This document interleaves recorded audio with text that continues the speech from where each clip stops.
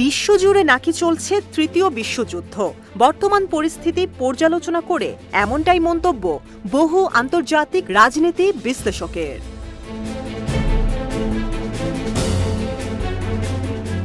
জার্মানের নাৎসিবাদী নেতা হিটলারের হাত ধরে শুরু হয়েছিল দ্বিতীয় বিশ্বযুদ্ধের, আর ২১ শতকের এই সময় এসে হিটলার যেন পুনরায় ফিরে এসেছেন ইসরায়েলের প্রধানমন্ত্রী বেনিয়ামিন নেতানিয়াহুর রূপে।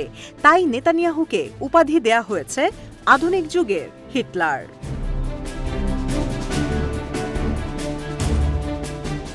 গাজা ও লেবাননে আগ্রাসনের তীব্র নিন্দা জানিয়ে ইরানের পররাষ্ট্রমন্ত্রীর মুখপাত্র ইসমাইল বাকে বলেন, আন্তর্জাতিক সম্প্রদায়ের উচিত নেতানিয়াহু সহ ইসরায়েলের অন্যান্য রাজনৈতিক নেতৃবৃন্দের বিরুদ্ধে কঠিন ব্যবস্থা নেয়া, কেননা নেতানিয়াহুই হিটলারের নতুন ভার্সন।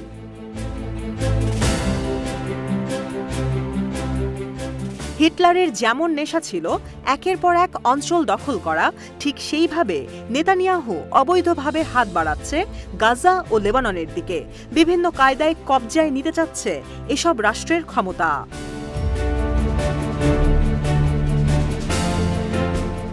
তবে তার এই বিষ দাঁত ভেঙে দিতে ব্যাটলফিল্ডে রয়েছে প্রতিরোধ যোদ্ধারা।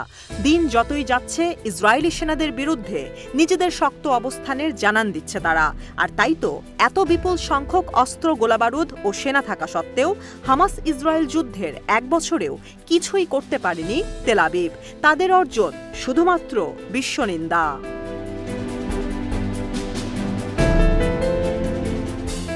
রোববার ইরানের পররাষ্ট্রমন্ত্রীর মুখপাত্র বলেন, নেতানিয়াহু যুদ্ধাপরাধ করেছেন, এটা পরিষ্কার।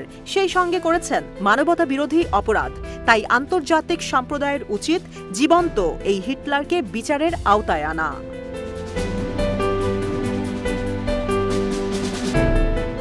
ঘটনা প্রবাহে তিনি সাম্প্রতিক সময়ে ইসরায়েলের করা কয়েকটি হামলার চিত্র তুলে ধরেন।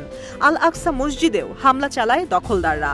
জীবন বাঁচাতে গাজার রুশদ স্কুলে আশ্রয় নেয়া সাধারণ ফিলিস্তিনিদের ওপর আইডিএফের ন্যাক্কারজনক অভিযানের কড়া সমালোচনা করেন তিনি।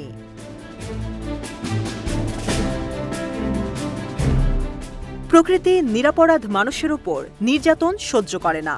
ইসরায়েলের এই অত্যাচারও বেশি দিন টিকবে না।